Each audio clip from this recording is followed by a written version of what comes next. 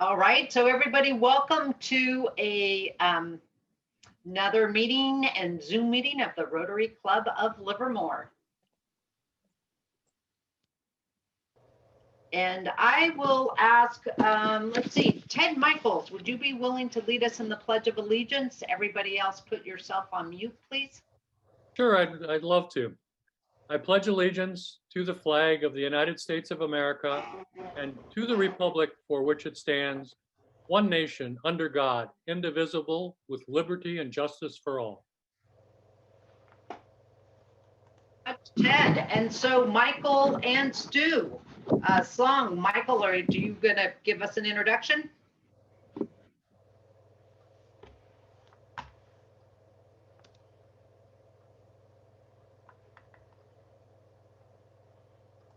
Michael, are you there?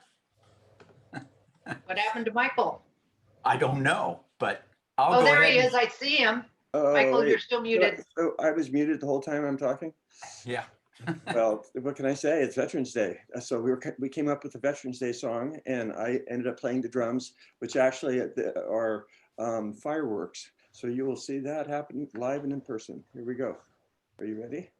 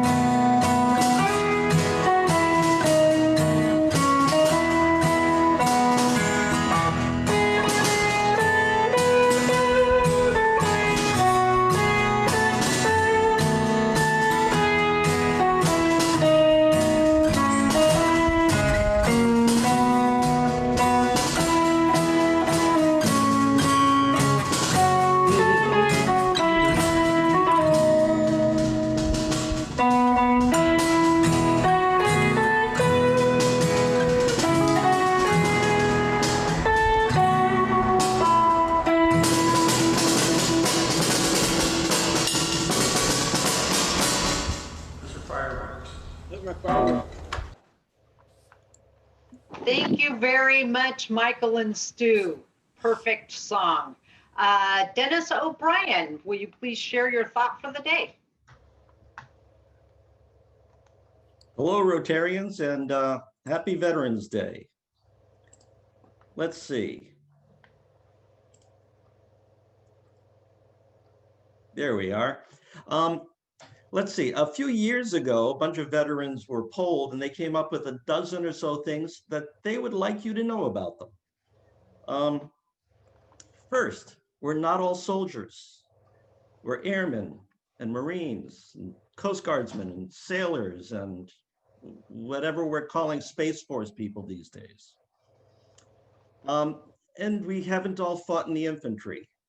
We've had all kinds of jobs, and we're proud of our service and proud of our contribution to the nation's defense. Except maybe these guys. Oh. And we have leaderships at all ranks within the services. We learn from people that have been in war, and we're constantly training. We're very proud in our appearance and our military bearing and conduct. Well, except for these Space Force guys again. We find it difficult to ask for help, but when we do, we're usually pretty desperate. The services changed us. How could it not? We did not all kill, but those of us who did don't want to talk about it. And we don't all have PTSD, but those of us that do aren't violent. Our families served with us. You know, when we're deployed, our spouse is at home taking care of the home fires and raising the children. We would die for each other and for our country. We've all made sacrifices to serve something more important than ourselves.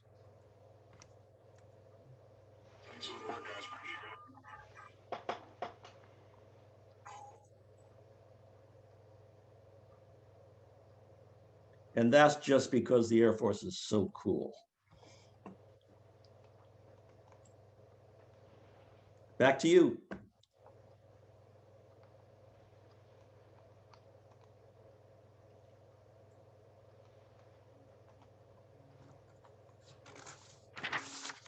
Technical difficulties there. Thank you very much, Dennis, for sharing that. Our meeting front line for the day. So we'll wait for just a moment for Alan to be able to switch back over.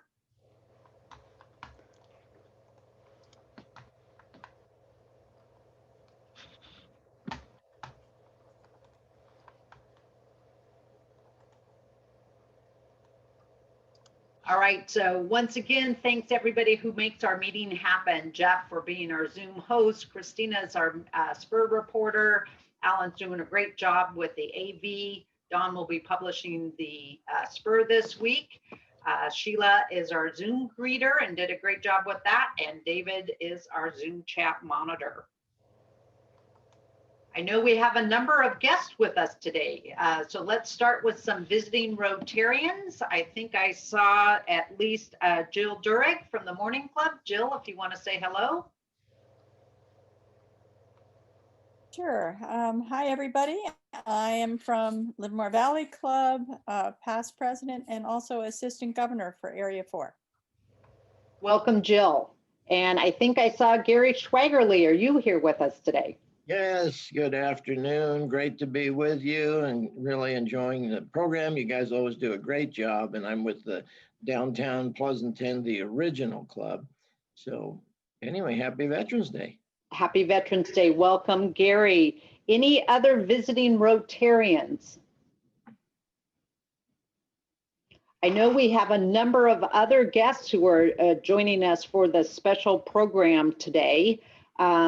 So let's see if I think that we'll introduce our speakers later as part of our program, but I saw, was there Salvador Victoria? So welcome. And if I meet our Mayor-elect Bob Warner is with us today. Welcome, Bob. Pat. Thank you. Pat Catapulser, and I'm not looking, I can't even read my own writing. Pat, if you're there, you can tell us how to pronounce your last name.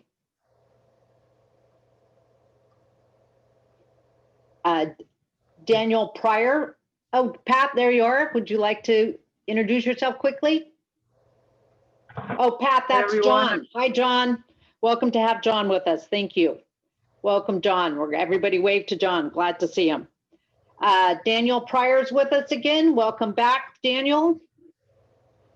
Evelyn from the Las Positas Veterans First program. Welcome, Evelyn. Hi, everyone. Alexander. If you want to say hello, welcome, Alexander, or in the chat. Darlene, welcome. And did I miss anybody else of any of our other guests?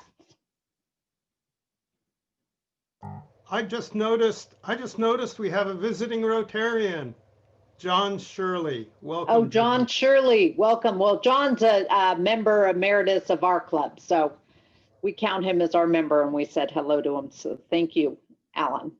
Carolyn, I'm with Dad too. Oh, Jean, sorry I didn't see you there. Welcome, Jean. Thank you. Any other guests today? All right, welcome one and all. So up next, just a photo from, one photo from my walkabout and one that for appropriate for the day. So this was a picture, I haven't spent all my time in Livermore. This is a picture from July 4th weekend from Fort Baker, just north of the Golden Gate Bridge. And it was a beautiful weekend to be there. And if you haven't taken a tour there, I highly recommend it just to see the old fort there. But then there are also flags, but not only flags in Livermore, but these cute little pink flamingos. And if you walk all of the streets in Livermore, you see more flamingos. I'm surprised. I still think we have more turkeys than flamingos, but the flamingos are there. All right, so a couple of announcements. Joel, if you want to just give one last plug for a volunteer opportunity for this Friday. Yes, hi there. So this is going to be Friday, 8:30 to 11. And basically, we're just cleaning up the Sunflower Hills greenhouse and winterizing it. We're going to oil the wood inside and out on this thing. It will be cleared out for us. They will have pressure washed it the day before, courtesy of a donated pressure washer from Kelly Bowers. And basically, it's just clean up and get it ready for winter. So no heavy gravel hauling like Jeff Youngsma did. Thank you, Joel. All right, a couple quick announcements for our club. One is, you know, that we're very proud that we're able to support nonprofits and the schools in our community. The club grants are due December 3rd. Applications are available on our website, so encourage community members and teachers to apply. The next is just a follow-up to last week's meeting where Ted Michaels announced that instead of the children's holiday party, we're actually going to have the holiday gift bag stuffing, and volunteers are needed for that. So please contact Rosemary Almond. And Ted, if you would put Rosemary's contact information in the chat, people can copy it from there as well. This will be in the spur, but you may want to get out your pen and pencil and write down Rosemary's email address. And the next, we'll hear more about this next week, but just to kind of introduce you to this. So the city of Livermore is doing a geocache. Raise a hand, who knows what a geocache is? It's kind of a modern day treasure hunt. And this is right up my alley since I've already walked all the city's, streets in Livermore. This would be an opportunity for me to learn more about the assets, the city assets. So you can follow Lamore, the asset hound, and learn more about all of the wonderful assets that keep our city running, whether that's our streets and plumbing and street signs and whatever they may be. So here's the website for that, and either Scott or Sherry are going to put that in the website, and you have till early January to complete that treasure hunt. So highly recommend that activity. Bill Nebo, if you could share an activity or a fundraiser that the Livermore High School Interact Club is doing right now. Okay, can you hear me? Yes, I can. Okay, Livermore Interact Club is still meeting. It meets now on Thursday online. They're having a fundraiser for Open Heart Kitchen, which is sponsoring a virtual food drive. The food drive, people deliver the food. And that is going to continue until the end of the trimester. Their goal is to raise $1,000. And you can see there that there is a place for you to donate. And I think we can put that also in the spur, the link there. So please consider that. And they right here at the bottom of what I look at as the old-fashioned flyer, just $2 fills a plate with warm, nutritious, and delicious food. So please consider that fundraiser for Open Heart Kitchen. Thank you. All right, thank you. And then just to let you know that next week, our program will be Mayor John Marchand giving his final for us State of the City presentation to our Rotary Club, and introduced by our own fellow Rotarian, Mark Roberts, who's our current city manager. And so now I would like to introduce Dennis O'Brien, who's going to lead our program today in our very special Veterans Day program. I ask you all to put yourselves on mute and also toggle to speaker view. So depending on the device you're using, hover over on view and go from grid view to speaker view for the Dennis. Hello, we have a two-part program for you this Veterans Day. First, we have two veteran students from Las Positas College, Shay Rosas and Kenya Vasquez Garcia, who will speak. Then we have a video that was found by Marty Plone on John Shirley telling his story about World War II. After our two speakers talk, I'll field a few questions from them that you could enter in chat. Now let me introduce Shay Rosas. Good morning, everybody, Rotarians. My name is Shay Rosas. I am a Marine Corps veteran, and I served between 2005 and 2013. In 2013, I was medically retired, and so a little bit about my service. I chose the Marine Corps because I come from a military family. Several of my cousins served, as did my grandfather. And so I grew up going to parades and participating at the VFW and American Legion. So my family was just a very, very patriotic family. And my grandfather was in the Army. He was a Korean War veteran and who went missing in action, was presumed dead, and then made it back. So that kind of guided my decision to join the Marine Corps. I chose the Marine Corps because it most closely aligned with some of the goals that I had. I wanted to travel and I wanted to get a lot of different types of training. I think what most people don't know about Marines is that every single Marine is an infantryman above everything else, men or women. And so every single Marine gets trained in hand-to-hand combat, water swim qualification, wearing all of your gear. They go to the gas chamber. They learn to shoot rifle and pistol. And so we're very diverse in our skill sets. But on top of that, we have our own specialty. And so I didn't really know all of that until I went to basic training. But the one thing I did realize right away is that men and women are not treated differently in the Marine Corps at all. So there's most of the jobs today that the men can do, the women can do also. And as far as basic training, all the requirements are pretty much the same. So our combat fitness tests are the same. And so, you know, I really like that about my branch of service.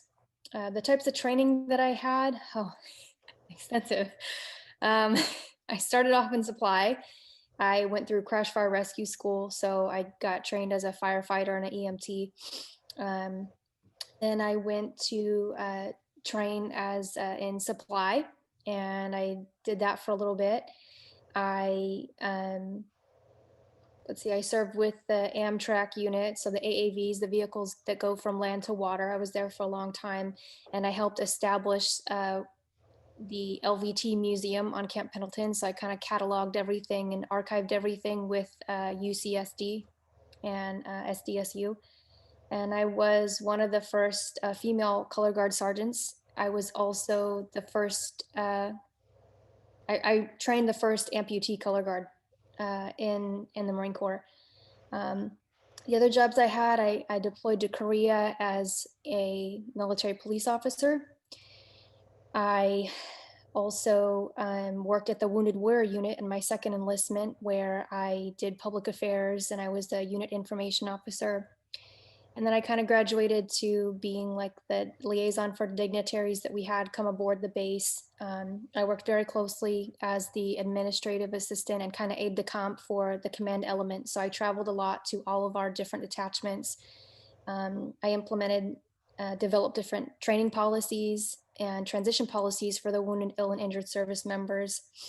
And then I went on to, some of that time was spent as a platoon sergeant. So I helped assist wounded, ill, and injured service members reintegrate back into society. And so, you know, that involved getting them rehabilitated and things like that. At one point, I was the inpatient liaison for the hospital. So I would receive all the medevacs and bring them back to the hospital and help coordinate care on the surgical ward. So there was a lot of training involved in all of that. I also participated in the sports team. So I was on, I played on the basketball team and what else did I don't know, several of the sports teams, and I was a marathoner. So I was on a lot of our racing teams.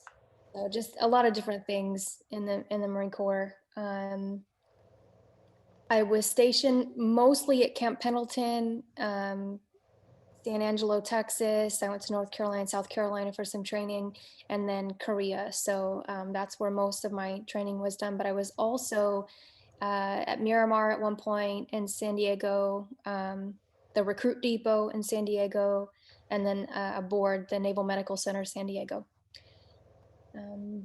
Let's see, I'm going down the list of all the topics.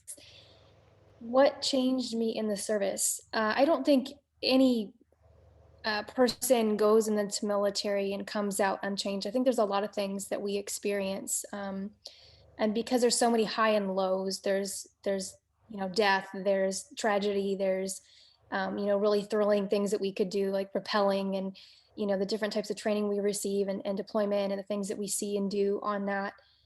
And so because of that, I think we learn about resilience. I think we learn that we're a lot more capable than, sometimes what our bodies are more capable of than what we think. And oftentimes the mind is what keeps us going. And sometimes when our bodies fail us, our mind is what keeps us being able to push forward. And so realizing the importance of that you can overcome a lot just by changing your perspective and your attitude is something that really, really changed me. I stopped taking things for granted when I was able to see some of the worst of humanity and some of the best of it during my service. So I think for me, I had developed a bigger zest for life, and really kind of set the bar high for the goals that I wanted to accomplish. I think when you go through some of the things that service members go through, there's this sense of, okay, well, I made it through this, now I can do that. And then you just, it gets higher and higher as you progress. And so the things that used to be considered so difficult, over time, it's like you just decide I can do anything. And so it's really helped me in college. It's helped me in the workforce. And so just having that awareness and being able to, take care of other Marines, realizing the importance of leadership and how to really develop your subordinates and prepare them for real world events and life and death situations definitely changed me. I had to grow up very, very quickly. And when I got out of the service, I think one of the hardest things that I faced was not everybody has the same training that we do, or the same expectations, or the same work ethic. And so sometimes it can be frustrating, when you don't really know where to fit in, when you're used to things being so fast paced, and deadlines being met immediately. You kind of don't have a lot of patience for people, and you have to learn that, life can be a lot slower outside the military. People have different expectations than what we do. And so that was hard sometimes, and disappointing. But the other thing is maybe just unpacking everything, unpacking that sea bag, because I think we did what we had to do for a long time on active duty. And then when we finally don't have to do that, there's kind of a lot to bring out of that sea bag and address in terms of mental health, or even, what you want to do with your life, because you spend a long time doing what you have to do instead of what you want to do. And it's necessary to get you through. But when you don't have to do that anymore, it's kind of hard to figure out what do we like, what are we good at, where's my place in the world, what identity do I have now that the uniforms come off and I'm no longer Sergeant Rosas. What is life going to look like for me? And so kind of navigating that when there's not necessarily a lot of support system is very difficult, because service members don't often have enough time to transition. They don't have the support from their unit. And so when we get out, we're faced with sometimes having to make very difficult choices between, going to school or going to work, or going to medical and getting all of your treatment taken care of, or going to school, or managing both. And there are resources, but sometimes they're hard to find. And when there's not somebody guiding you along the way, sometimes we take missteps. And for a lot of service members, I think it can be very difficult. I think homelessness is something that they struggle with, and PTSD. And so there's barriers to us attending college. There's barriers to us being the best we can be if we do not have that transition, and the people in place that are, trying to help us navigate that. And so when I got out, I realized that was a big problem. And so I decided that I wanted to go to school. And while I was going to school, I became interested in political science and sociology. And I thought, well, I want to be a social worker and I want to help people, go through this process. And I was also fighting the military at that point with my medical retirement, and I was pending my disability ratings. And so I went through kind of a hard time dealing with everything, getting treatment, and trying to figure out how to be a civilian again, and how to be a wife, and how to, just do life. But when I went back home, I saw my community really struggling in the San Joaquin County area, and I saw that there was a big need for service officers. So I got involved with the American Legion and the VFW, and I started doing claims for veterans. And the majority of the population that I served were Vietnam era. And so I kind of got involved in that, and I've been doing that for a while independently. So at one point I worked for General Dynamics as a project team lead. I worked for DCMA, Lockheed Martin, over in the NASA compound in Sunnyvale, helping manage a contracting office in space systems. And now I'm going to LPC and raising a toddler. We just adopted a baby, so I'm going through that. I decided on Las Positas Community College, primarily, honestly, because of the basic allowance for housing. It's a great deal more than, San Joaquin County schools over here. So that was the major driving force. But then also learning about all the programs that were available, how the Student Veterans Organization and the Veterans First program were just such a comprehensive program and offered so many things that were not really available to me in my area. That's what kind of drew me in, and I felt like there was a big support system here in place, that they kind of took a holistic approach to everything and being able to tackle all of the issues that veterans face, and providing assistance, just resources with housing or food, and the diaper program, and counselors that were providing needs specific to ours. And so that's kind of how I ended up here. I heard very good things, and I was friends with a Marine who actually committed suicide, who was going to this school a couple years ago, and so he had a big impression on me in coming here. So Thank you, Shay. Thank you very much. Outstanding. Now let me introduce Kenya Vasquez Garcia. Hello, everyone. Happy Veterans Day. Thank you for having me. My name is Kenya Vasquez. I'm a Navy veteran. I served 6 years on board the USS Preble, stationed in Pearl Harbor, Hawaii. And I was the first in my family to join. I don't have any cousins or grandfathers or anything like that, since I'm a family of immigrants, so I didn't have anybody. I just kind of decided that for myself. And why did I choose Navy? Well, a year after high school, I went through a medical assisting program because my plan was to work as a medical assistant part-time and go to school as well. And so I completed the program. It was a 10-month program. Got hired right away after my internship at a Tracy Family Practice. Didn't offer part-time, so I ended up working there for 2 years. Until one day I asked myself, man, it's been 4 years. I still don't have a degree. Like, what am I doing? So, and I certainly knew it was going to be pricey to go to college. So I was thinking of ways to pay for that. At the time, my younger brother had just graduated high school. So he's 4 years younger than me, and he was looking to join the military as well. And that kind of sparked something in me to do the same. I thought I could go see the world, and, my college would be paid for. So first, I went to the Air Force, but unfortunately, I scored a few points under the pre-ASVAB test. So they're like, oh, sorry. So then I just went next door to the Navy, got some information. And shortly after that, I joined, went off to boot camp. And the recruiter had told me, if you want to travel, this is a perfect branch. So then my boot camp, I went to Great Lakes, Illinois. And I was sent off in January, so it was right in the cold winter months. And I've never experienced negative temperatures. The only snow I've ever seen was in Reno. So that was nothing compared to Great Lakes. So when I first got there, got off the bus, I remember taking the first breath and I was like, it just felt like needles in my lungs. It was just so cold. I'm like, man, what did I get myself into? So that was, and it was fun. It was really cold, but it wasn't as hard as I thought it would be.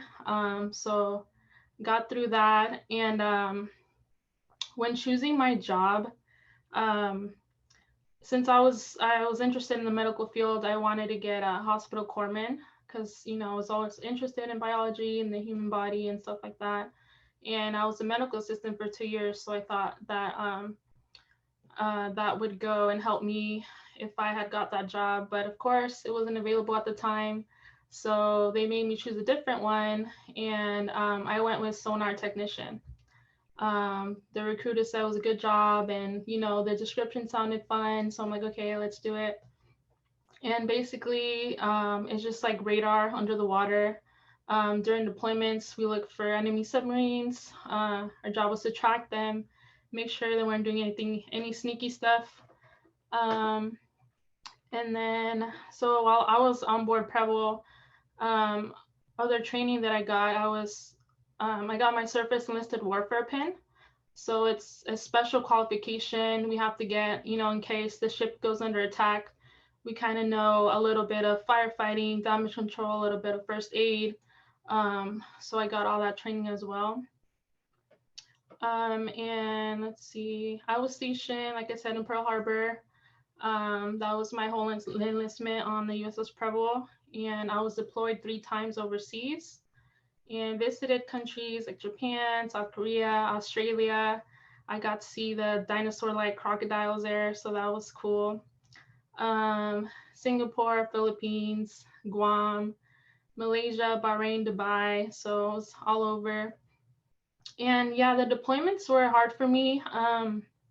We had to be on a ship in the water for months at a time without seeing land, no internet. So I definitely did feel disconnected from the world most of the time. And just coming from a culture that's so family oriented, that was really hard on me. I want to say how it changed me in a lot of ways. Became more mature, independent, and like Shay said, resilient. But I would say especially learn to be grateful for the little things in life, because then you realize those are the big things. And even though I kind of knew what I wanted to do before going in, it definitely made my path clearer. And I said, okay, I want to do nurse practitioning. This is what I'm going to do, and I'm going to get it done. And so leaving the service, my mind was set on medical career. And I think what influenced me to go down that path is coming from immigrant parents.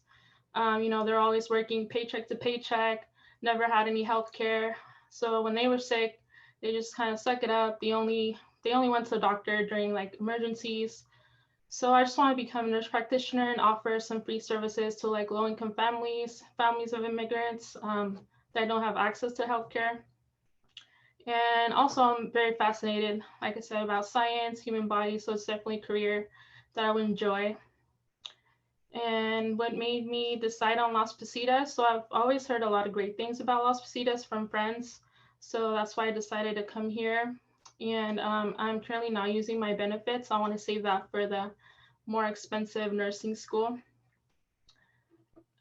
Some challenges. So definitely after coming home, I still felt like I was on vacation. Like I had that in the back of my mind, like, okay, I'm probably gonna have to go back. But then realizing as time went on, I didn't have to go back. I was like, oh, okay, like I really have to like focus.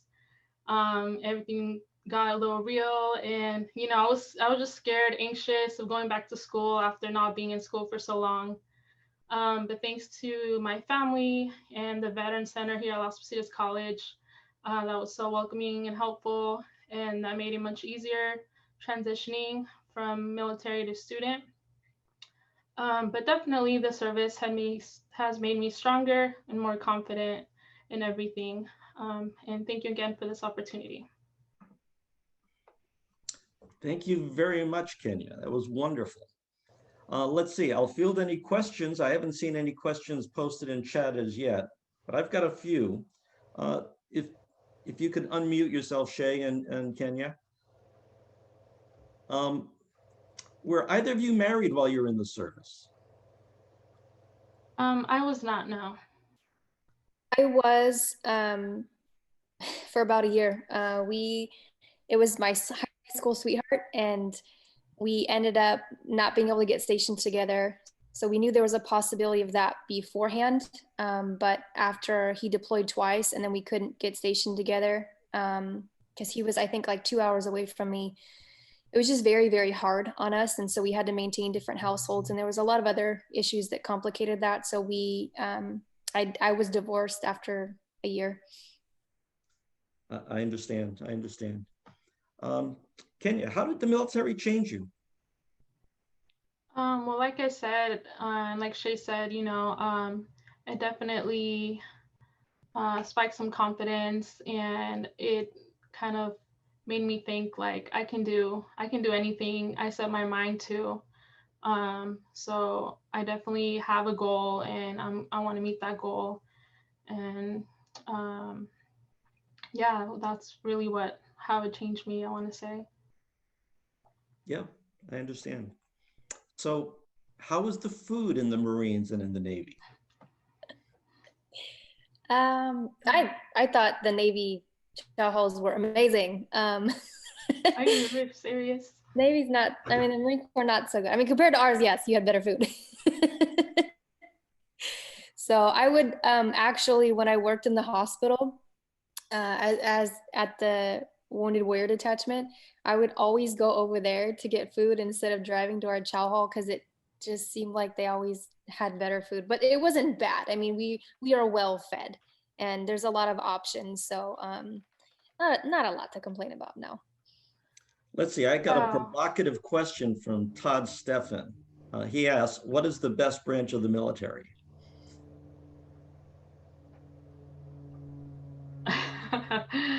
Oh, I know what the answer is, by the way. I think every one of them serves a purpose, and they're all unique in their own way.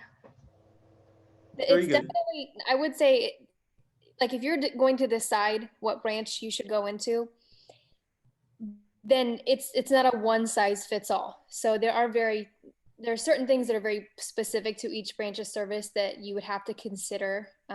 Like for in Kenya's situation, if you're going to be on a ship a long time, you may not want to join the Navy.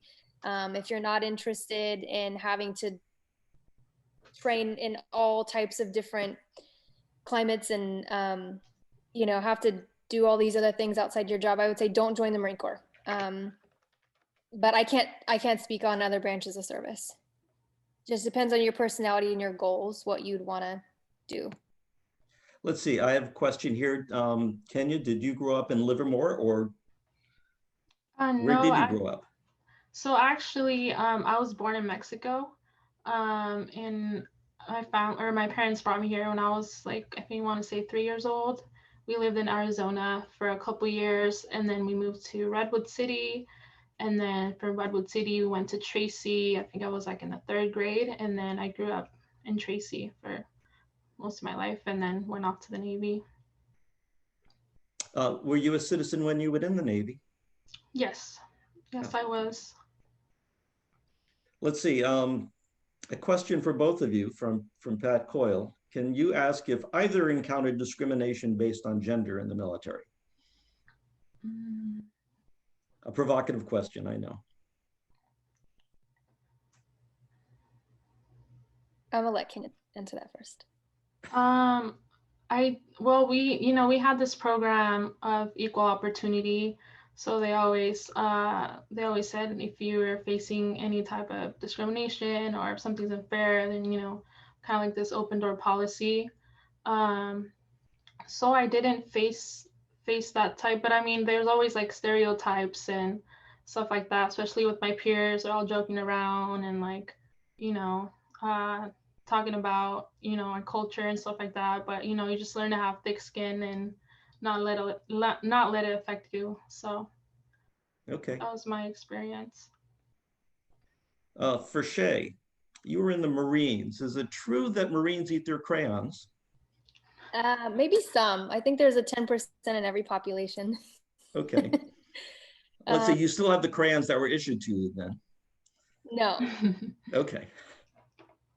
I think I did experience discrimination based on gender, not on race. I would say that race was never, to me, didn't seem that it was a really big issue in the military. I felt like we were, all treated equally for the most part. But as far as gender, I mean, you're different when you're only a small percent of the population. I want to say the Marine Corps is probably about 6% female compared to the Navy, which is about 10. So we know we're different. We stand out. And it can be harder because anatomically our bodies are different. And so I think sometimes there were certain things that were just physically harder for me than for my male counterparts. And so I felt the pressure of that. I felt, the disappointment if I couldn't rise to the occasion sometimes, and or if I was the slow one because of some of those things. And most of the time I expected that it was going to be harder. I joined knowing that it was going to be hard, that there was a lot of barriers I would have to overcome. But for the most part, I felt accepted. The issue of military sexual assault is something that I think is still not something that I think is way too prevalent still across the Department of Defense as a whole. And so unfortunately, that's kind of, a really bad mark on the service that we haven't done more for that. But I would say it doesn't overshadow all the good things. It doesn't overshadow our mission as a whole or how most people get treated. It's not how everybody gets treated, but there are that 10% in every population and I don't think it's necessarily the military that causes that, but when you have a certain personality that's predisposed to become worse, the military will definitely exacerbate those problems, when you're equipped with now the skill sets to do certain things. So overall, I think I felt pretty equal, but there were times when I felt that I was different, and I would still do it all over again. Shay, Kenya, we thank you very, very much for your service. That was a wonderful presentation by you. Thank you very much. We now go to the second part of our program, and I'll turn it over to Alan Frank. Okay, we're about to see a video that was made some years ago, and it was a talk by John Shirley, who was in the 3rd Infantry in World War II, and I think is our senior member of our club right now. I would also like to point out that sitting closest to John on this stage.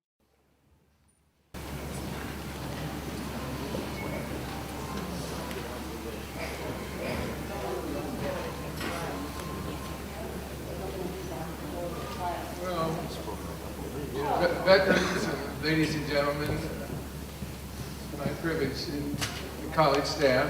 It's very nice to be with you all today. I was asked to talk about infantry in World War II. And I used to give talks with history and statistics and whatnot, but every once in a while somebody would say, you saw combat, infantry combat. Can you tell us how it was for you? So I don't have a great deal of time, so I'm just going to tell you about one battle where I was wounded and captured and escaped 15 minutes later. All the publicity said I was a POW, but I was only a POW for about 15 minutes. I first started combat on the Anzio beachhead, and that was a very difficult place to start fighting.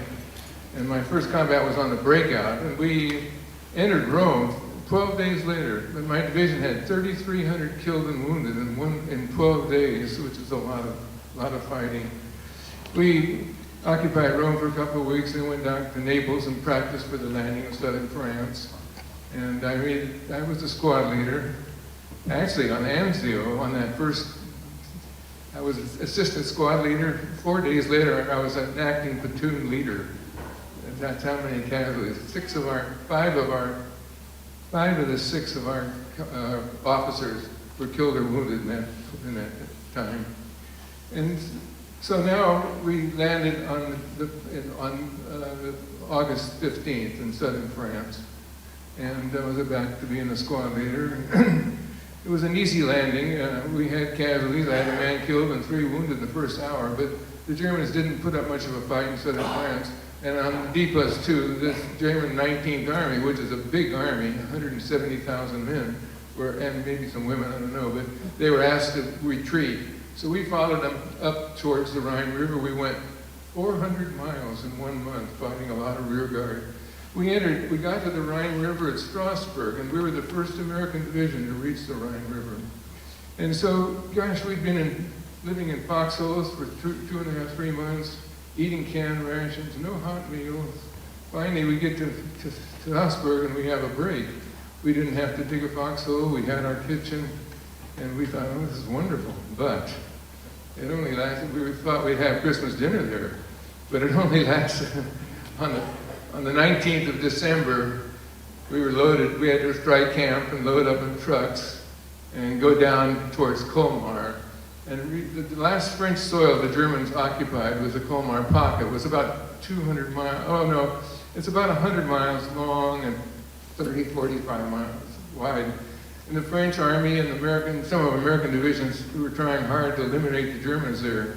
And the 36th Division took a real beating there. And so we relieved them on the 19th of May. And then on the 23rd, we had to go attack a town. My company was asked to attack this town of Benware. And the 36th Division had fought 2.5 weeks for it, and they couldn't capture it. They destroyed every building with their artillery and mortars and whatnot. The only buildings left in that town standing were 3 houses.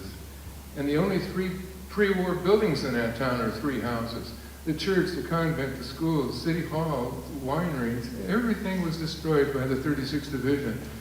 And so we had to take on the Germans in that town. So on the 23rd of December of 44, we reached our line of departure. We had to tack down through a vineyard. We had 4 tanks leading us, and a wonderful lieutenant in charge in front of one platoon, and I was in front of another, and then another platoon followed me. We went down through this vineyard, and my golly, the German artillery was just giving us holy heck. And then, of course, I'm hoping artillery was doing the same at the other end. But we finally reached the edge of that town, and all 4 tanks were knocked out just that quick.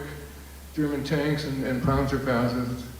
And so we went around the tanks, carrying some of our wounded and the best we could. And there's some Germans in some dugouts. We kept them in the ditch. We fired at them, but they didn't come out of the ditch, and we just moved through into the center and got into the town. We got into a house, a courtyard. And of course, the French farmers all come into town, and then they go out and do the day, so there's a pretty wide entrance there. The house, everything above the floor was gone, but the cellar was nice and big, so we put our wounded in there, and then the rest of us got on the wall around the courtyard. And I looked over the wall, and my gosh, there was about 30 Germans around an officer or a sergeant, I don't know which. And then there was a German right on the other side of the wall, about 6, 8 feet from me. So I ducked back down, and I took a hand grenade, and I was in an implement shed, and all the roof was gone except a few rafters. I threw that darn hand grenade, and my God, it hit a rafter over my head and fell on the other side of the fence. Yeah, combat, just one lucky thing after another, and I could name them 1,000,000 times. I was so darn lucky. But anyway, so I looked over, and those guys all scattered. So they attacked us. The Germans had a SS battalion, or SS people that captured me. They just used them for counterattacks, which is very unique. We'd probably used, I never had to defend ourselves after losing ground, but I'm sure we'd have had to be the counterattackers. But so these people, So we fought them off for about an hour and a half, and then a German tank, a Mark IV tank, came up to the gate, to the entrance of this courtyard and stopped. And oh boy, you know, it's pretty bad. And then it went on, and then it backed up. And the guys started turning those darn tanks, the treads. Came into the courtyard, and it was only 50, 60 feet away from the cellar entrance, and started to fire. Well, on the second round, something hit me in the side of the face. I think it was a piece of the cellar, but it knocked out all these teeth and some of these teeth and cut me up quite a bit inside of my mouth mostly. So now I was wounded, and the German infantry are going to be right behind that tank, and they'll throw hand grenades in that cellar or shoot in there. So we had to really surrender. There were only 11 of us left, and 6 of us were wounded. And so we had 2 wounded Germans in the cellar that attacked the cellar, and so we were giving them bandages and cigarettes, treating them pretty good. And I told them, my lieutenant was almost dead. He died quite shortly after we were captured. But so I was in command. So I told the two Germans to yell out that we'd surrender. So we did. 5 wounded men were helped by 5 unwounded men. So the 10 of them came out of the cellar, and then I followed them. I was the 11th one. And so they first looked for weapons. I had a Luger. I carried a Luger in a shoulder holster for months and months, but you don't want to get captured with German weapon on you, so I'd throw it away. It's probably still in that cellar someplace. But so a German private led us out of the courtyard, and then the 10 men, and then I was back, and then a German corporal. It was an American carbine. I never thought much of a carbine, but here he's carrying an American carbine, which surprised me. But anyway, so now we're on the main street, and I have my hands up like this, and shells are coming a little bit, and gosh, he came up and touched me on the left shoulder, and I turned and hit him on the chin. I saw he had about 2 or 3 days or weeks, I don't know how long, he had red whiskers. I didn't see him hit the ground, but I just turned and got off into this rubble.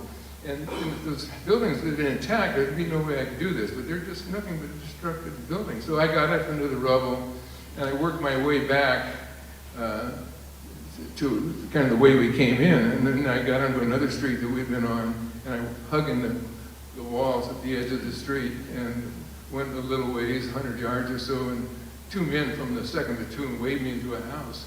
And they couldn't believe I walked up that darn street. They'd been shooting at Germans in a winery and a couple of houses all morning. So you can see life in the infantry is just one lucky thing after another, really, to tell you the truth. So now I was liberated and reported to my company commander, and then went to an aid station and got, morphine and the fluids. Taken to an evacuation hospital about 40 miles away. Next morning, they operated on me, and my BAR man from my platoon was on the table next to me. There's quite a few wounded, and they have several tables in these operatories. So the guy right next to me was wounded in the same battle I was. So then I was sent to Rome, to France, to Paris for 5 days in a big hospital. And then I have no recollection of going to England, but I was sent to Birkenhead, which is right across the bay from Liverpool, and I was in a hospital there for a couple of months. But and they must have been on a train and in a train ferry, but I absolutely have no memory of that trip from Paris to England. So then I got a week's leave and then to go back to the front lines. Now the American Army was in the middle of Germany. The war was over in a month and a half. You didn't want to get killed in the last month and a half, I'll tell you. And so we had some hard fighting. We had a 4.5-day battle for Nuremberg. But then when Nuremberg was captured, I was the company commander. The colonel, my regimental commander called me into his CP, and he said, Sergeant, he said, we're thinking of giving you a battlefield commission. He said, but I've got a couple of questions. And so the first one I don't remember, but the second one was, he said, now you're an officer in the 3rd Division and you're going down the streets of Paris and you see a 3rd Division soldier drunk and disorderly and in this case in the Army and the division, what would you do as an officer in this division? And I said, Colonel, I said, I know the answer you want, but I said, I probably wouldn't do anything. He looked at me. He couldn't fault me on that, and on honesty, and so I got the commission, and then the war was over shortly after that. So I tell people that wound on the 23rd of December, I got out of 3 months of combat, I got out a lot of hard winter fighting, and I could have been killed any day in that 3 months. So I tell people that the best Christmas present I ever had was that wound on December 23rd, 1944. Thank you.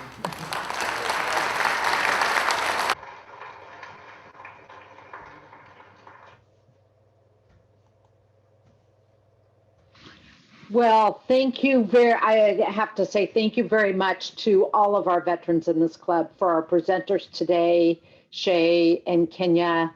Thank you for sharing your stories. Very well stated in the chat, Shay, that everybody has their own path in the military to follow.